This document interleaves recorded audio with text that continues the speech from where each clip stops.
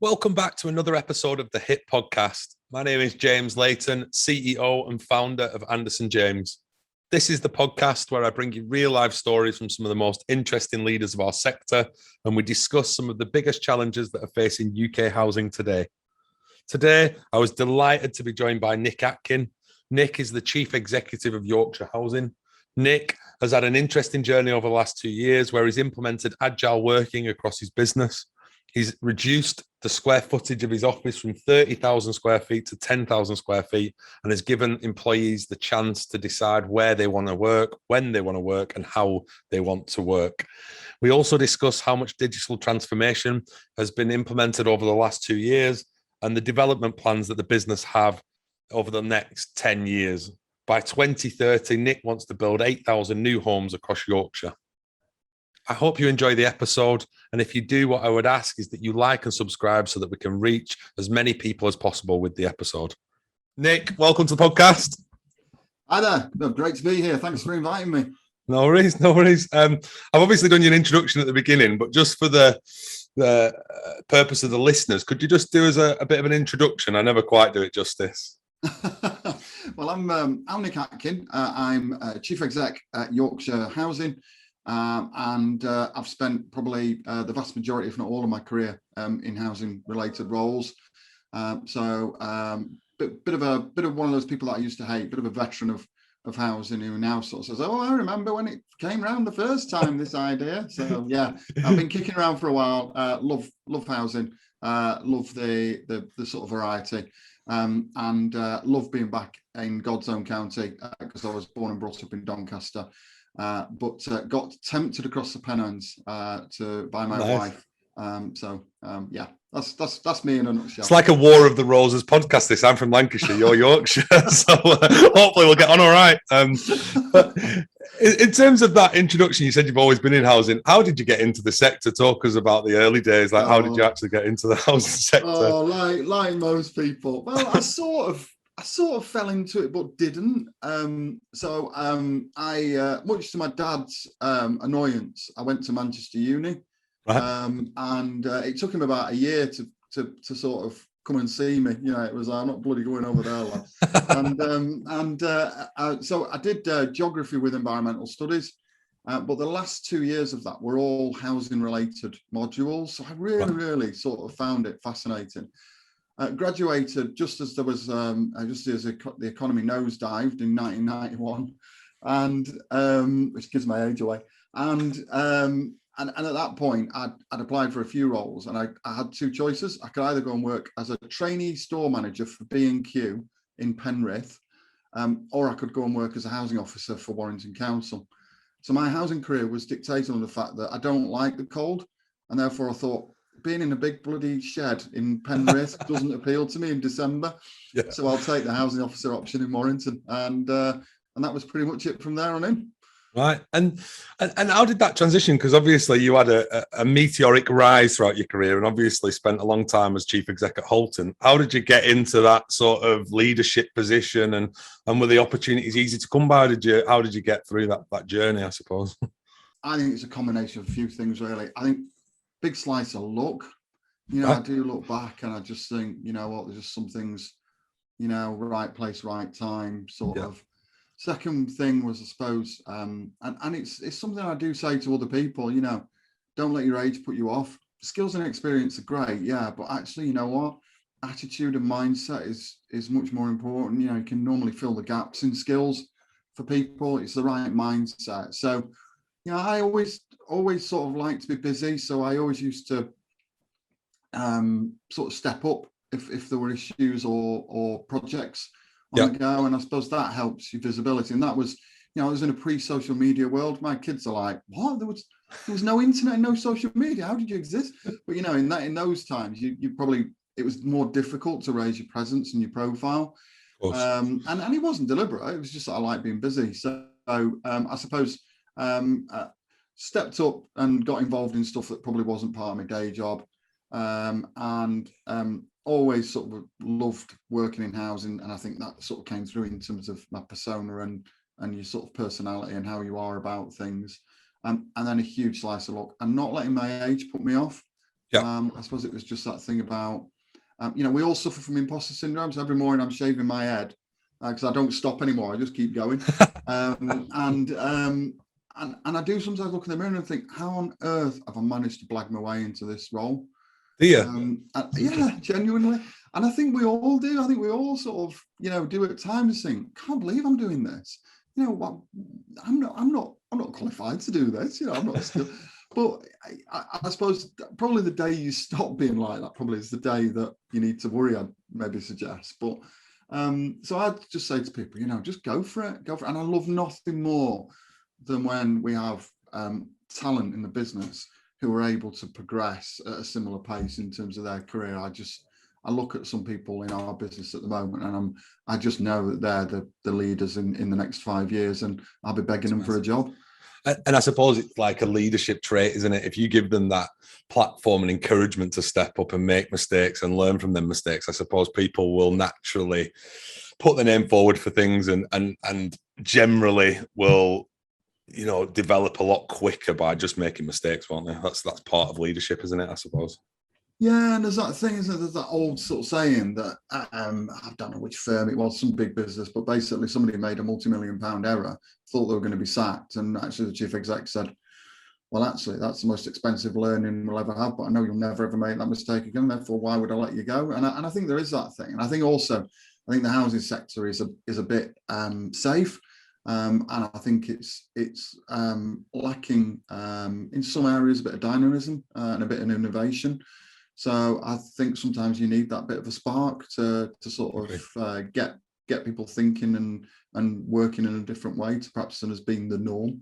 Yeah, I agree. I totally agree. And I think what have you seen as, and we'll come on to the last 18 months, 2 years, but what's been the biggest thing you saw from your start of your career to sort of, I don't know, taking it to the end of your Holton career? What was the biggest change and innovation you saw in that period, would you say? I think, I think housing finally woke up to the opportunities of digital as an enabler, not as a panacea, but as an enabler.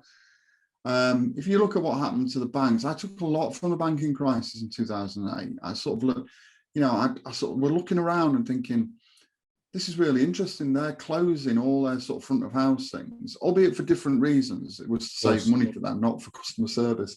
But actually what they replaced it with was a much better service offer. Did I really want to queue in HSBC behind a load of people who were shuffling around, sniffling, coughing all over me? You had to fill in your paying in slip whilst everybody was looking over going, oh, look how much we're paying in 3 checks. Oh, that's interesting. Or you'd be counting your coins and bagging them up. It was a horrible experience. And then to go to something like First Direct, who I absolutely love, banked with them for 20 plus years. I think they're one of the best service providers anywhere.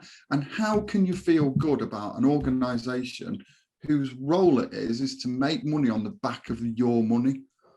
Yeah, it's a weird one, that, isn't it? But yeah, it's a weird one when you think of it that way. Yeah. I think as well, I can't remember the last time I went to a bank. Honestly, cannot remember the last time I went into a bank. Probably 10 years ago. I don't know.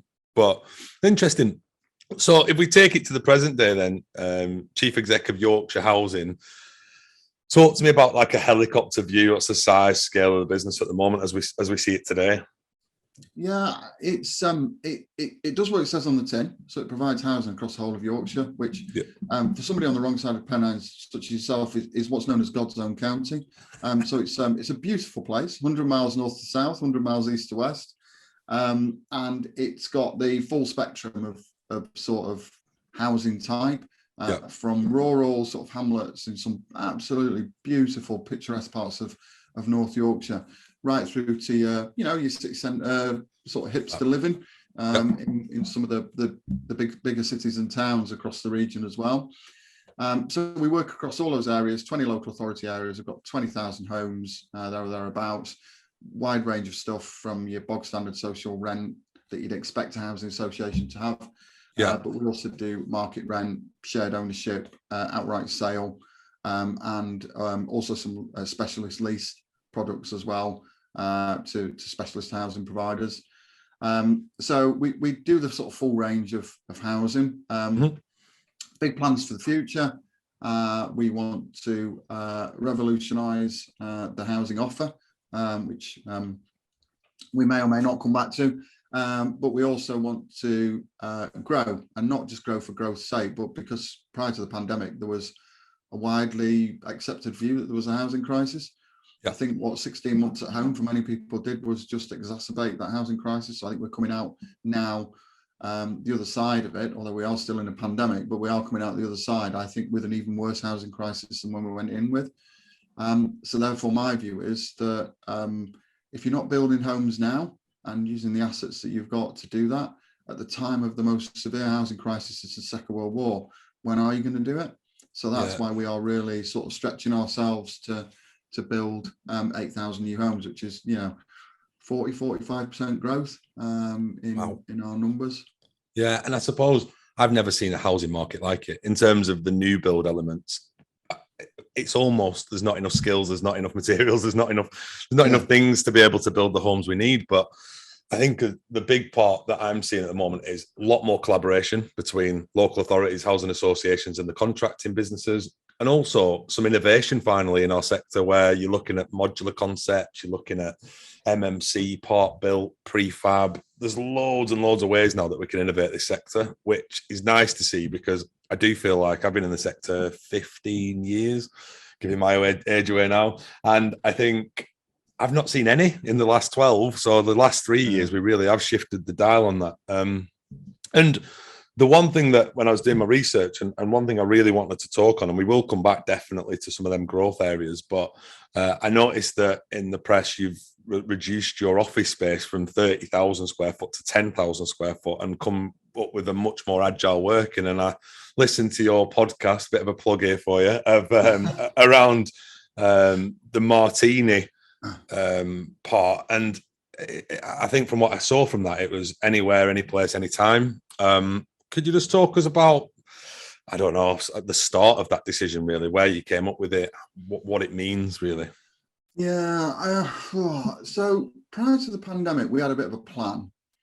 And so this was back in 2019, and we thought it would take us about 4 years, so 2023, to wean people off the Monday to Friday, 9 to 5 office-based way of working. And we were going to have to spend quite a lot of money on our existing building, which was far from ideal, to basically help people move away from that way of working. Yeah. What the pandemic did, and I always try and take positives out of any negative situation, and I'm not in any way trying to belittle the impact of the pandemic, but I think one of the positives, if you've always got to try and grasp on those, has been that it just supercharged. It didn't even turbocharge; it supercharged that journey. And we found that within the first 6 to 8 weeks of lockdown, it had already taken us to where we wanted to be in 2023. Wow. So at that point, over the summer of 2020, whilst everybody else was eating out to help out and super spreading, we were looking at the whole sort of future of work, and we came up with a concept called Hub, Home and Roam. And actually what we said was the future of work is going to be blended. Our colleagues drove that decision. Yeah. They clearly told us very strongly that they did not and would not return to what we call a BC way of working before COVID. Yeah. And so we looked at, well, actually, if you work across 100 miles north to south, 100 miles east to west, how could you do that differently? So we sort of started with the idea of having hubs, so following the Welsh model. Yeah. So the Welsh government are establishing hubs, co-working hubs across the whole of Wales, which I think is a great idea. But we quickly sort of moved on from that and instead had conversations with the other housing associations across Yorkshire and Humber, and sort of said, all of us are going to have spare space. How about we have a dedicated area for co-location for colleagues from other organisations? So that's progressing. We're not there yet, but those conversations have progressed really, really well, and I think it's a huge credit to the way that people in Yorkshire work. It's very collaborative, very pragmatic. We don't faff around. We get stuff done. No messing about. And so I think generally that's something that we'll hopefully launch towards the back end of this year, which will fit nicely really when I think people are starting to think about working a different way. Yep. But I think the key thing for me is around how is the whole. I love the concept of the 20-minute neighbourhood. This whole thing where people travel less, and everything is within a 20, or most things are within a 20-minute sort of radius of where you live. It means that there's a more even distribution of where people spend their money. But actually, it's also massively reduces the carbon impact of employers like ourselves, who no longer require people, to travel significant hours at significant cost, at a significant carbon impact every day, just to sit at a desk and bang a keyboard for 8 hours a day. Why do you need to do that? I read something. Is it 250 hours, or there's a stat somewhere? I think it's £750 a year that an average person spends, and 250 hours commuting. Is that right? Yeah, that's right. Yeah. And I used to commute for, well, if the trains were ever on time, which it wasn't, it was about 3 hours a day. And I used to pay a fortune to stick my nose under somebody's armpit on a late running, filthy, overpriced, TransPennine excuses, shambles of a service. Yeah. And you just think, why did I ever do that? Why did I ever think that was a sensible thing to do? And I think, for a number of our colleagues, it's put a significant amount of money back into their household pot. And it's particularly benefited, I'm pleased to say, those colleagues are on some of our lower pay scales. They unfortunately benefited the most. There's the intangible, isn't there? The well-being piece is just, I mean, it is tangible in terms of like people's well-being, but it's not something that you can measure necessarily. You just know it exists. How did you get the buy-in from the wider board and the wider directors in the organisation to really believe in that, or was it a fairly straightforward decision to make? I think you need to make the business case really clear, and I think it's quite hard. And I've got huge credit to our board, because they took a huge leap of faith. They went, well, in housing terms, we're going to make ourselves intentionally homeless. Before we sort of find, the right place to develop collaborative space, which is what we're heading towards. And so, I think it's just sort of setting out the reasons. And we were, this was last summer, so this is when most people were still at that point talking about going back into the office. Yeah. So for huge credit for our board. They sort of took a big decision.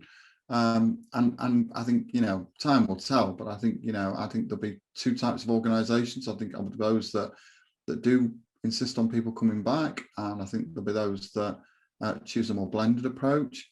I think what will be interesting is then to look what happens 2 years on from that, because I think particularly talented people, I think, will vote with their feet. I think people will increasingly choose who they want to work for, not only on salary, but also increasingly on how flexible the working offer is.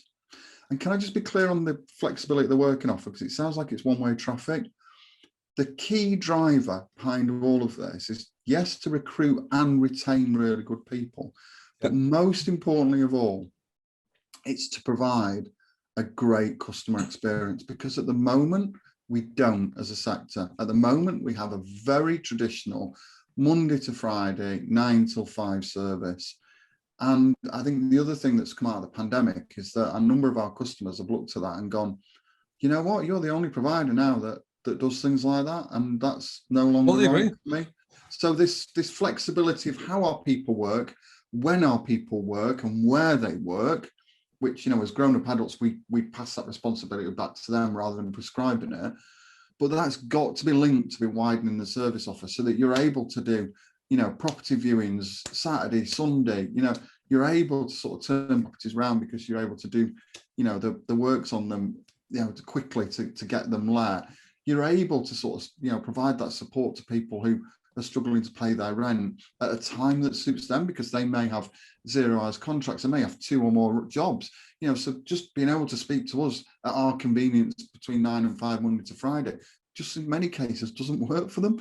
So it's that whole thing about linking it to a great customer experience. And, we're not there by any stretch of the imagination on that piece yet, but we are pushing hard now down that journey now that we've moved everybody to agile home working contracts. Yeah, and I agree with that. And I've worked for the contracting side of repairs and maintenance and stuff. And obviously this transactional call center methodology that we've lived in for all these years, when we talked about it with First Direct, where I go on a chat bot and most of my answers are already answered before I need to speak to someone and queue for 25 minutes. Obviously there's going to be other escalation points needed, but 9 till 5's dead in my opinion, and it always has been. It's just that COVID's accelerated that, hasn't it? And it's given us that impetus catalyst to really try and change the industry. What have you seen so far? Because I presume at the moment, then, just to be really clear, you're not in that new workspace as we stand here today, are you? We're not, and I can't actually tell you where it is because we have signed, but we're doing an all-colleague announcement. I'm filming something next week, and then we're going to do an all-colleague announcement. So, unfortunately, I can't give you the exclusive. That's fine. That's all right. That'd be nice. Watch this space. Needless to say, it will reflect the fact that we have an ambition to be one of the most dynamic, one of the most innovative, and one of the most forward-thinking housing associations in the country. So exciting. Our workspace, our hub will very much reflect that. Amazing. And I suppose, what have you seen in the last 12 months, 16 months around your colleagues, your staff? How have they responded to working from home? There's a digital piece to this, and then there's a productivity, well-being piece. But what have you observed in that period? I think an incredible amount of resilience. I think I've got absolutely bucket loads of respect for so many of my colleagues who have provided frontline services, particularly in the early days when we didn't know much about the virus. And they were going into customers' homes and doing stuff, and without really understanding fully the risks that we now, of course, we're all experts on, aren't we, on COVID now? But in those early days, there were so many of our colleagues who just stood up and went, well, X or Y needs their eating on, so I'm going in, PP me up, and make sure I'm fully protected, but I'm going in, and all those sorts of mentalities, and then all the befriending calls we did.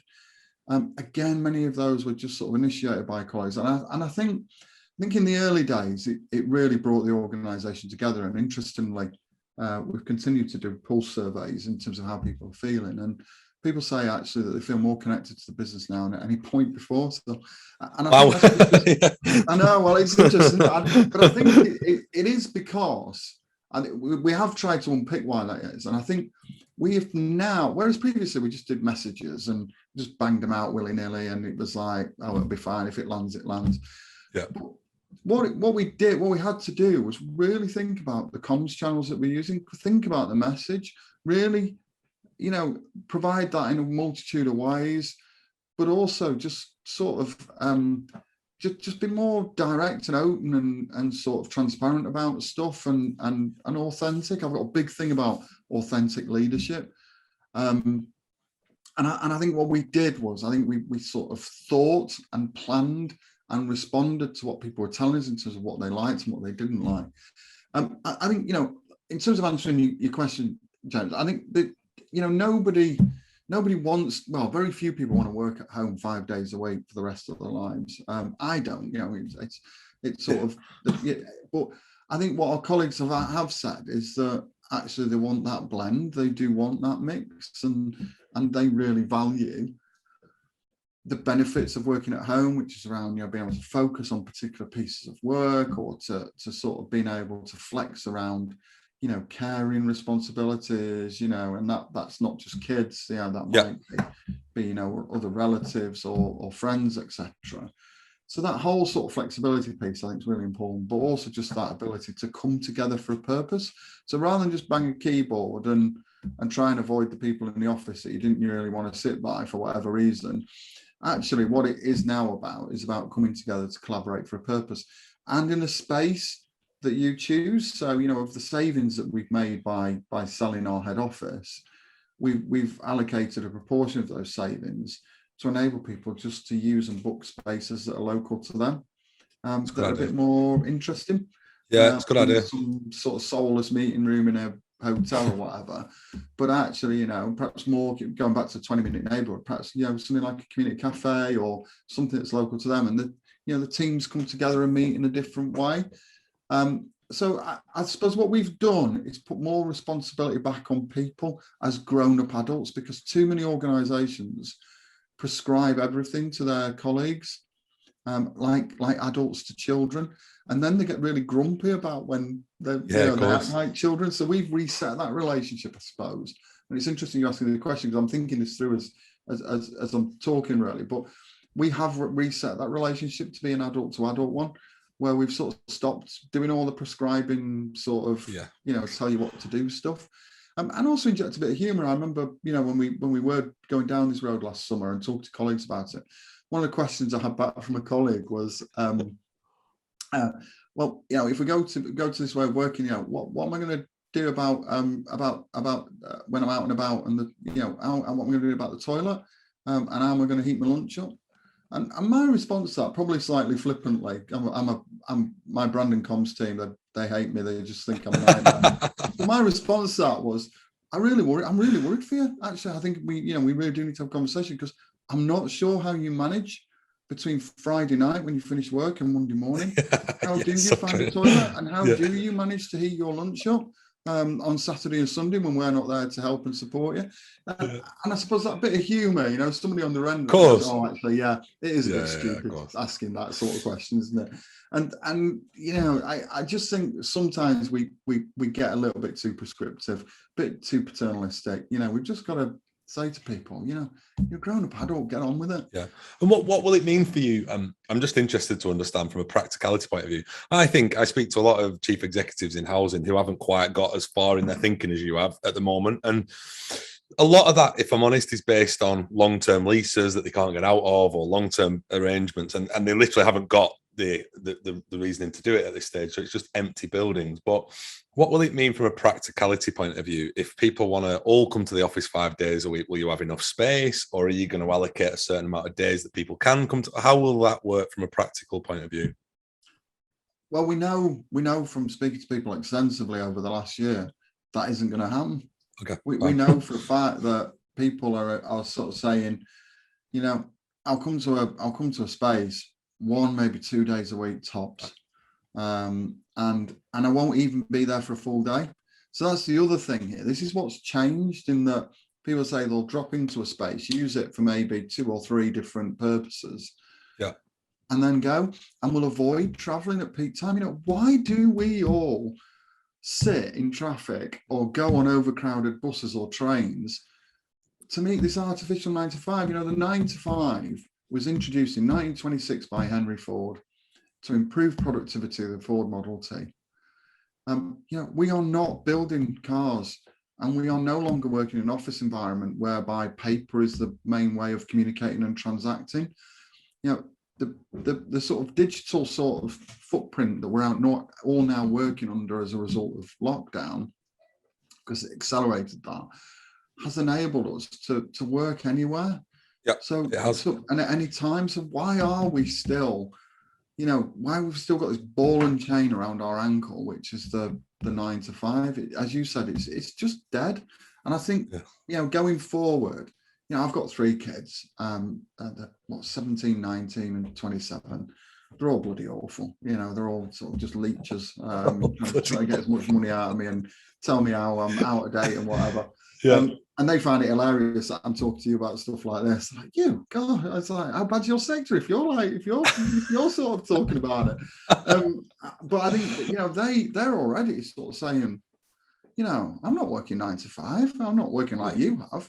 Why would I do that? I've got a life. I want to sort of do other stuff, and I think we will increasingly see that as a new generation starts to come through.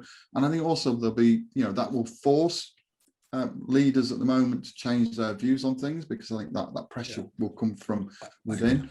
But also I think there's as a new generation of leaders comes through, I think some of the thinking will be different, because they will have been affected positively and negatively, but they will have been affected by the last 16 months of the pandemic. Yeah, it's a really good point, and it's a good segue into the bit that I wanted to talk to you about, which is clearly one of the big benefits of remote working, agile working, is that it increases your talent pool drastically from the people that you can recruit, which is key.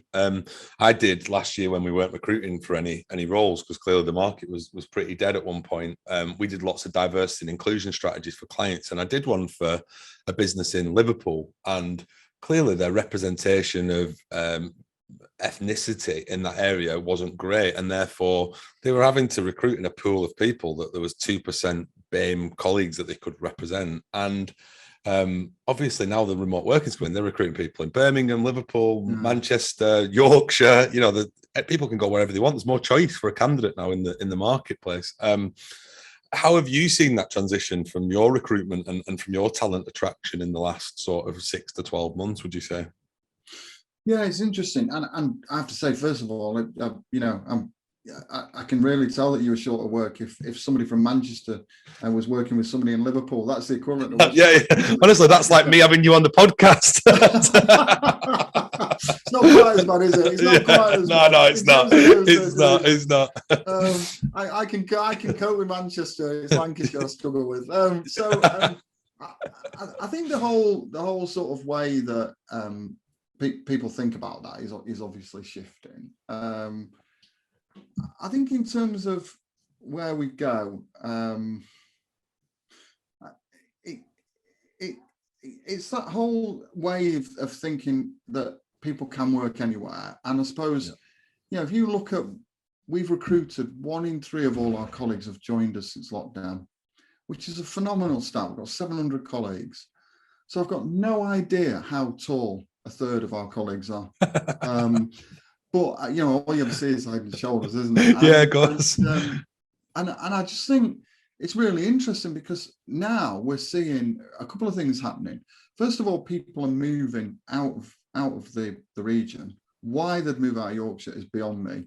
But we've had colleagues who've moved who would have previously resigned, who were really good, who were now going, great, work from London. One of our brand and comms team moved from she's Broad Yorkshire, moved to London because she wanted to experience living in London for a couple of years. And we sort of said, great, you can do your job anywhere. Don't be handing your notice in. It's like, don't need to work from London. Nobody knows, as long as you don't develop one of those silly southern accents. And so we've been able to recruit very differently. So now, we've recruited people from Edinburgh, we've recruited people from Norwich. We've got people from sort of literally all over the country, except Lancashire. They occasionally get in under the wire without us realising. But we've recruited people from all over the country, and interestingly, abroad as well. And it is a sort of link to they can't get back into the country. But one of our finance team at the moment is working out of Brazil.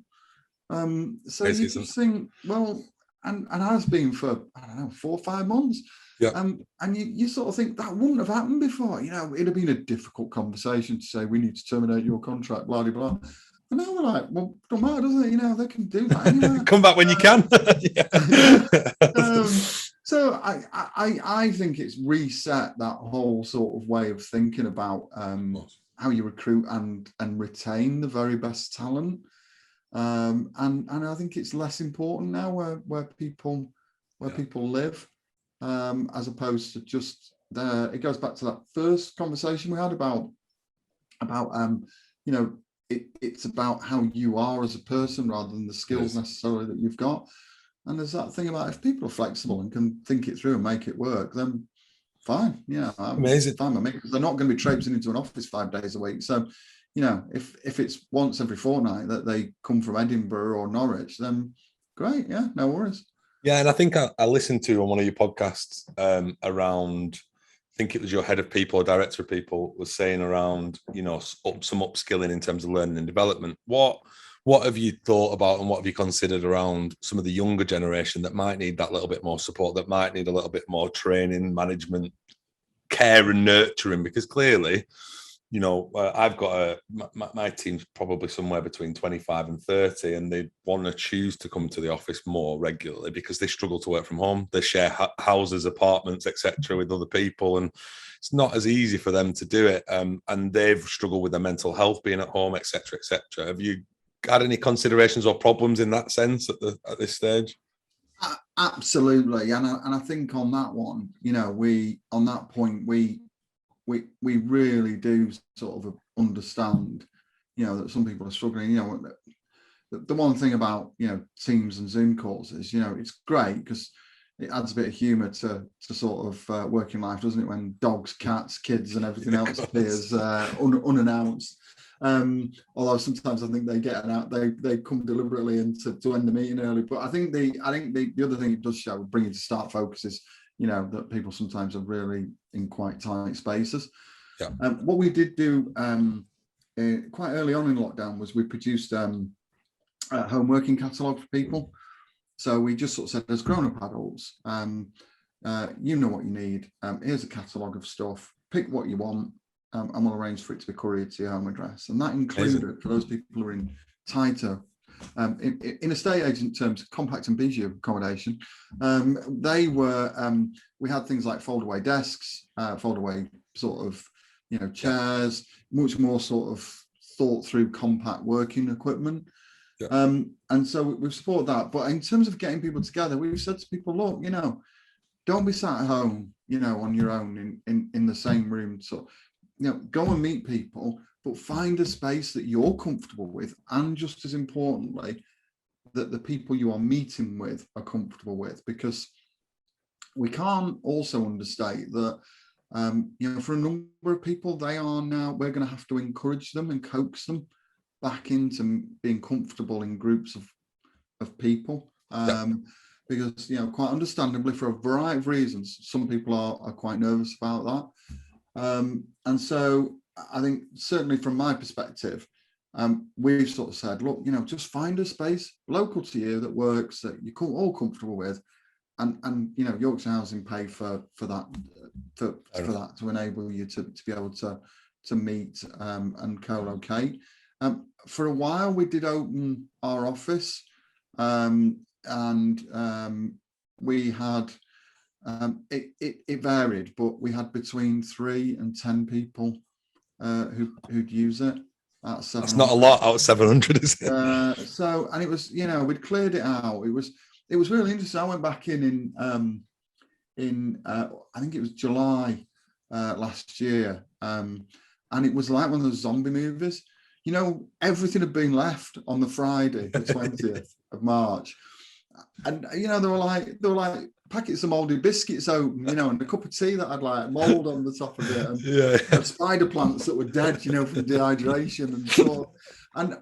So it was a pretty soulless space. We cleared all that out. But what was interesting was, before we'd even cleared it out, people came back to the office and took all their personal effects without being prompted.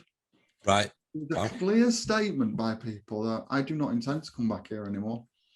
So people came in of their own volition and just removed everything that was important to them.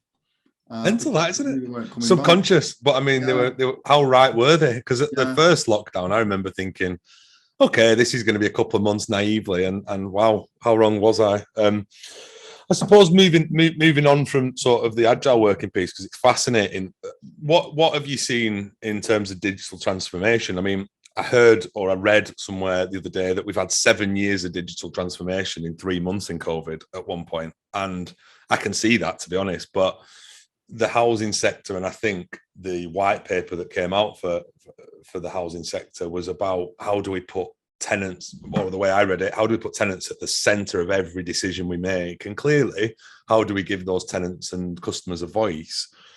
It sounds like you're well ahead of the curve here, but what have Yorkshire Housing done around really trying to make those customers feel like they're part of the transformation that you're currently going under at the moment?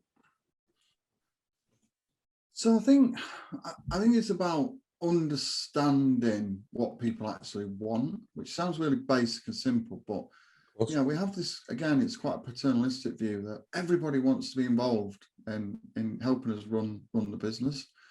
And for the vast majority of our customers, they've said to us, we want you to be accessible when we need you for something, and we need you to do what you say you're going to do when you're going to do it. The rest of the time, we want you to just do one and get out of our lives. We've got busy lives. The last thing we need to be getting involved with is with our landlord. Yeah. And so, as much as that hurts, because you think, I just want everybody to sort of love us and be part of the process and whatever. You've got to be realistic about it and go, well, that's, for many of our customers, we're a hygiene factor. We're just an organisation that provides services when they need it, but the rest of the time, they just don't want us around. Yeah. So I think it's about making it easy for people to share with us when things work and when they don't, for us to put things right quickly when they do go wrong, because they will always go wrong, because we're 700 humans, and so exactly. We'll make mistakes between them. And I think also it's about listening when they tell us things, and being responsive to when things change. And I think COVID definitely changed things. And COVID changed things because it brought into sharp focus just how far behind, in some cases, the housing service offer is compared to most other service offers. So, a number of our customers, have quite rightly said, why is it still a contact centre? Why aren't we able to do more self-serve? Why am I not able to do live chat? And it's all that sort of stuff that you just go, and you mentioned before about chatbots as well, and again, same thing. Why aren't we making more use of that type of tech? And I think those questions are reverberating around the sector now, much more openly than they were before. If I'd have said to you 2 years ago about chatbots, I'd have had to go, we might be considering chatbots, but don't sign on, because somebody will accuse us of having lost our soul, as a result of having the audacity to think about having a chatbot. So I think it has accelerated that. I think you're right. I think the bit that's moved faster is the remote working element, which had to for many. But I think there's a wider acceptance now, linked also to the white paper, that actually we do need in many cases to listen better, not perhaps more, but listen in a better, or actually listen rather than just nod and think about something else in terms of what customers are saying to us as organisations. But also look across from other sectors and think, what, everywhere else our customers are engaging, they're getting a very different service offer to what housing's offering, and we need to raise our game. And self-serve isn't the panacea, and digital isn't the panacea, but bearing in mind we're a hygiene factor for the majority of our customers, a lot of that transactional processing activity is just about how simple and how quick and how easy can you make it for customers. Agreed. Totally. I would challenge, the ringing a contact centre where you have to give your inside leg measurement and the maiden name of your dog before anybody will talk to you, is as good as, for example, First Direct's app, where I can do sort of 90-95% of whatever I want to do on there. So that releases, then the important thing is it releases time and resources to provide much better quality and much more intensive support for those customers that really need that from us. Agree. And it's so interesting. When I was doing R&M back in the early part of my career, I was thinking, this is going to go like Amazon, and it hasn't. I thought it would be. Your gas engineer's on the way. You can see him arrive at the door. We haven't quite got there, but I'm sure we will get there in the future. But it's definitely evolving, and I can definitely see the tide changing, where customers are getting a better service from 90% of the housing providers. I think we've definitely skipped a whole chapter in terms of this agile work in putting the customers at the heart of everything we do. What about the development side? I mean, just to touch on it briefly, but 8,000 new homes is a lot of homes. How do you plan on achieving that? And I presume you've got a strategy, but what are you going to need to do to make sure that you hit that number by 2030? Because it's ambitious, definitely. It is, but then, you've got to have ambitious targets, haven't you? And I think, so where we're at the moment, we're refinancing. So at the moment, we've got just short of about 600 million of fixed term debt. And we are making better use of our existing securities against which we loan now. And that'll take our lending by the end of the summer above £1 billion. So we've got those. We're aligning the funding, Yeah. And we are a strategic partner with Homes England, so that's helpful as well, because that enables us to have flexibility and surety of investment, certainly till 2026.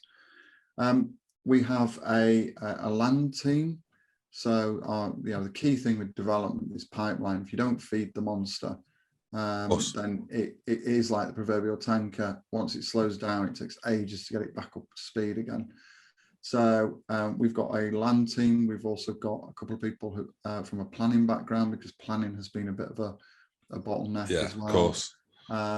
So again, it's about ensuring that a bit like the wallpaper, the decorating principle. It's like 80-90% prep and then 10-20% actually doing it. Development's probably not dissimilar, although my colleagues who do project management of on-site will not thank me for that statement. But it is about having everything lined up and investing in that, and also just investing in relationships and understanding different places have different needs, going back to what we said before about the diversity of Yorkshire and the diversity of housing markets. There's very different offers that are needed. I think we are keen to push innovation, so we're looking at how we remove fossil fuel heating systems from our home, from our new homes, much quicker than the government target. We've got quite a few schemes that are trialing that at the moment, and we're also thinking around and a part of the offsite Homes Alliance, which is around how we can make or get MMC working at scale. Because I make the joke that there's been more pilots in MMC than there is in the RAF. We don't need to prove the concept. We know it works. The only thing we haven't got is scale. Yeah. How many 10-unit sites do you see in MMC? We'll do 10 units and we'll see how we get on. And it's like, oh, really? And so what we've done with the Offsite Homes Alliance is that's where a group of housing associations have come together, together with several local authorities and combined authorities, interestingly, under that umbrella organisation to look at how we can procure at scale, so that we can actually get some of this really moving. And that's towards its latter stages now, so that's quite exciting. There's also some spin-offs from that we probably didn't initially think of, which is around things like Skills Academy, and a Skills Academy, not just for those people who'll be building the products, but also for those people who'll be living in them. Because living in a low carbon home is probably even more radical than making the shift from a petrol or a diesel car to an electric car. Yeah, no, I agree. You strike me as a natural collaborator. Has that always been part of your armory? Because I know that you've got a good network of other chief execs. Is that how you get your, I suppose, release from your mental struggles and stuff? Because you seem to have such a vast network of people that you deal with. Like, is that by design, or is it just something that you enjoy? It goes back to what we talked about in terms of, imposter network. I love what I do, and there are days when I just can't believe, I shouldn't say this if my chair's listening, but I can't believe I get paid to do what I do sometimes. I'll edit that out a little bit. Thanks, it saves me a job. But it's a real privilege to do this job. I think of it, you're a key holder. So, I hold the keys for Yorkshire Housing for a period of time that I'm here, and then I pass those keys on. And actually, it's about how do you make the most out of that time, that privilege that you've got to sort of make such an impact. And I think, ultimately it is down to relationships. So, I'm really lucky in that, there are a number of people within our sector who I can have really open and honest and frank conversations with, and I really value that. And I think for all the things that frustrate me about the sector, there are some great people in it, and there is. You come into the sector because you want to. It sounds a bit twee, but you want to do the right thing. You want to make a difference. I love nothing more. Nothing more bores me than reports. I love nothing more than just getting out and seeing stuff for myself. I love nothing more than seeing, if we've spent loads of money, on a scheme that perhaps was tired or was coming to the end of its current life, and we've done something different. I love nothing more than seeing it, and I'm going, oh, God, it's amazing. It's like that's such a big, talking to the customers who live in there, Yeah. and them hearing, sometimes literally with tears in their eyes, sort of saying, you can't believe what a difference this has made to my life. And you go, it brings a lump into you. You think, bloody hell, that's as a result of that boring report that I got really grumpy right. But actually, that's the difference it's made. So I just think we're incredibly lucky to work in the sector that we do, for all its bits that we want to change. And I just think there's some great people as well, and I sort of really value that. So maybe that just comes across. But I think there's a lot of people like me who are just very, very, very, very sort of excitable and very sort of open and honest about stuff, and just want to get stuff done. And maybe, hate to stereotype it, maybe there's a bit of Yorkshire as well. I do go on the tube and I talk to people and they look at me like I'm an alien. Because we're all humans, aren't we? It's like, I think it's someone. Yeah, and it's definitely it's something I hear your name a lot of the times, and I know that like you're a big ambassador for the industry. But like you say, there's other industries we could do it. It's competitive. I do think housing associations are more competitive than people say they are, but only for the right reasons, with the right values at heart. And I think, but wow, what a sector for collaboration, and everyone is driving for the same common purpose, which is always the great thing about the sector. And brings me on nicely to the final thing and the final question, I suppose if you were in charge of UK housing, what would you like to see? What's the one or two things that you'd love to see change in the next 3 to 5 years? So if you'd asked me this question 18, 20, 2 years ago, I'd have probably said an increased focus on customers, but I think that's now coming down the line. I think for me, there's a few things really. I think firstly, I do think if I was in charge of UK housing, I think I'd have a really clear strategy on regeneration, because I think there are a number, and this isn't levelling up or anything like that. There are equally some places in the southeast and the south and London in particular where we need to make some big investment decisions, some long-term investment decisions about the long-term future of some of those areas, and that's not about demolition and whatever, but it's about actually maybe investing and saying actually we can give this a new life. But at the moment, regeneration is really hard to deliver because the funding streams and the economics in many cases make it really a really difficult juggling act.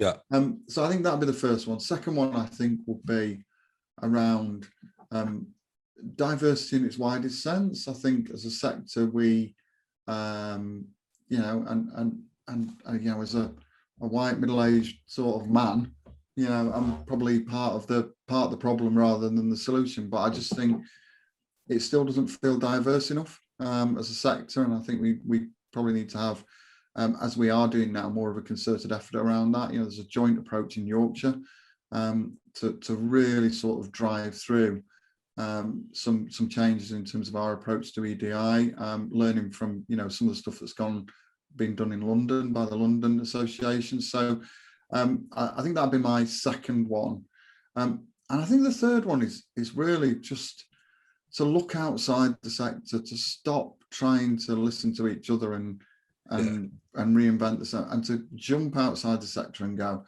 you know what, there's some really good learning out here that we can apply. And everybody gets on the high horse about Amazon and whatever, but put all that to one side. I love Amazon.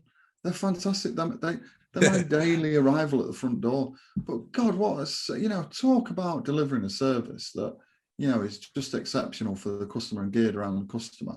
Why can't we be like more Amazon? Why can't we be more like First Direct? Why can't we think more like Tesla?